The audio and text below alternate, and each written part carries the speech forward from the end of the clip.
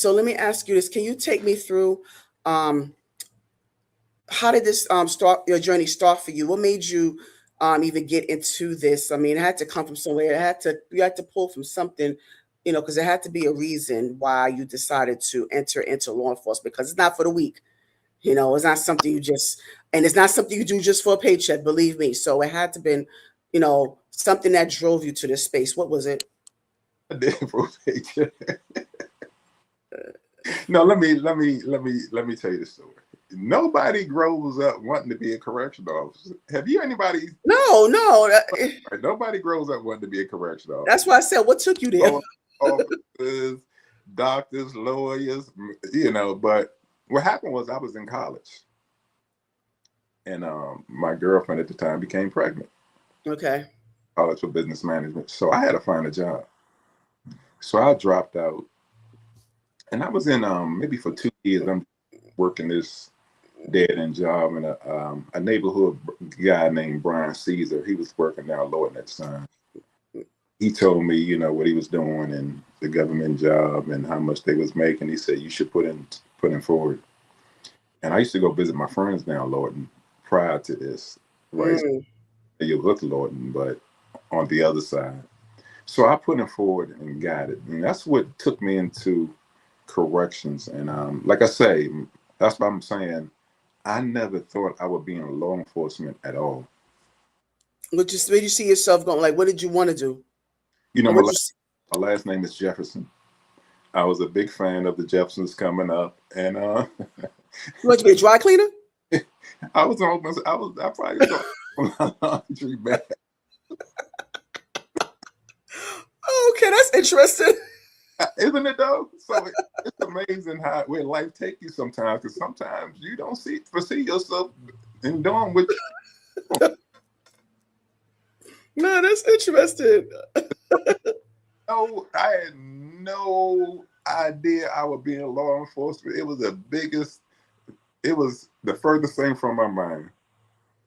What was on your mind when you first entered? Because to me it feels like when you decide to do corrections, you in prison with them. I mean, the hours are crazy. I hear the horror stories. I hear, and so when you first, tell me about your first day, Jeff. Do you remember your first day? I'm Jay. I'm sorry, it seemed Jeff. Yeah. Hey, I'm gonna never forget it because. Yeah, tell me about that, please. Yeah, when I walked on the compound for the first time, this was after the academy. This sergeant named Sergeant Johnson, he walked up to me and said, "Get a shank." Oh, he told you that? Yes. He said all the inmates have them. He said, "You better get one." So imagine you coming to okay for the first time. Yeah. I read about that. I actually read that in your one. I think it was like in your book. I think it was in the forward. Was it? It was a place in the book that you said that. It was an early chapter, earlier. Yeah. Mm-hmm. So that was my introduction. So imagine you come to work and someone's telling you should get a shot. Yeah, like that's real welcoming. Yeah. So that was my first day. And when I was in police academy, we had this other lieutenant named Lieutenant Dog. He brought weapons over there that was found inside of Central Facility, just to show us what we would be dealing with. And we were seeing stuff like machetes. Oof. So, I mean, I had an inkling, but when you walk into that facility for the first time and someone tell you the first thing you need to do is get a shank, yeah, make you think twice. Make you think twice. So keep going, Jay. I can hear you. Yeah, it's gonna make you think twice. So that was my first day on the compound. But I'm saying, so can you give us more about your first day as far as the interaction with the inmates as well? Yeah, when you first come on the compound, they know you a rookie because you look like you knew. I was the youngest dude on the compound when I first got to Lawton.